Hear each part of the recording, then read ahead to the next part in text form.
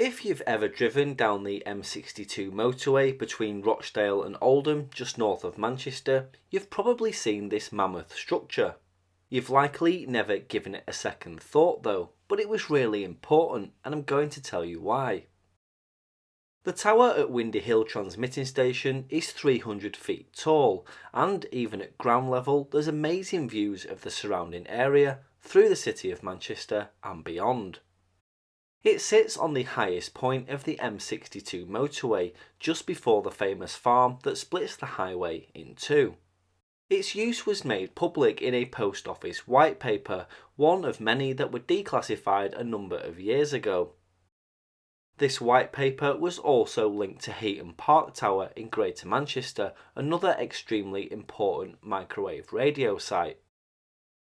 These white papers were drawn up to outline the impact of a nuclear attack on the United Kingdom and put into place contingencies for maintaining countrywide communications.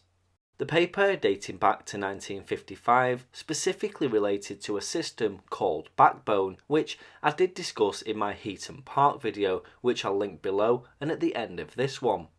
The first public mention of what we now know as Backbone came in that 1955 Defence White Paper, which announced the Post Office's plans to build up a special network. This network consisted of cable and radio designed to maintain long-distance communication in the event of a nuclear attack. But as I said, there's information in my other video on Backbone, so I'll try not to go into too much detail on the system as a whole. So back to Windy Hill. By 1956, the plan was for a chain of 11 sites running south to north through the centre of England called radio relay stations, radio beam stations, or just radio stations. The sites were to be at Stokenchurch, Charwelton, Colville, Pye Green, Sutton Common, Saddleworth, Hunter Stones, Aisley Tower, Richmond, Muggleswick Common and Bewcastle Fells near Carlisle. 3 further towers were quickly added at Lockerbie, Lowther Hill and Kirker Shotts to take the chain into Scotland. The sites were to be a maximum of 35 miles apart on a line of sight basis. This initial plan had to be modified for numerous reasons, but by 1959 the sites for the backbone chain had been more or less finalised. It wasn't all plain sailing though. The original plan site at Tring was changed to Stokenchurch several miles to the south, and the exact location wasn't finalised until 1960. This was considered to be the key site where north, west, south and east routes came together, and where the radio route could be easily extended into London without requiring additional stations, and also where it could be connected to existing cable routes. But we're straying off topic again, let's go back to Windy Hill. There was a lot of negotiations between a lot of parties, councils and landowners etc, and it proved to be difficult to acquire a site at Saddleworth just north of Manchester, so an existing site at nearby Windy Hill was adopted. The backbone link entered service around 1963 and initially operated on the 6 GHz band. Windy Hill used 2 large horn antennas, the first facing Hunter Stones at the top of the tower and a second lower down facing Sutton Common.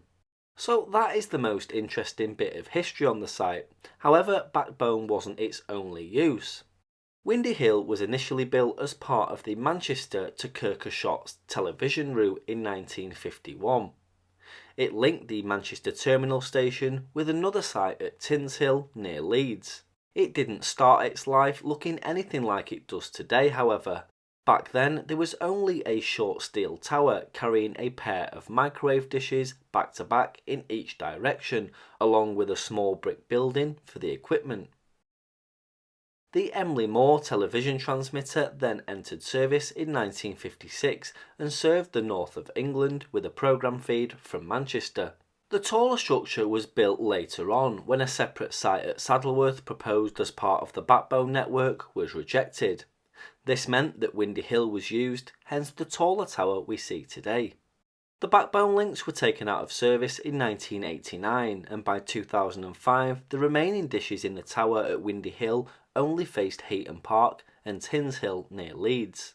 Today there's no trace of any of the original microwave dishes, and the site is used for cellular services and some other newer microwave points. So the next time you drive up the M62 and pass Windy Hill, you'll know the important history behind the impressive structure.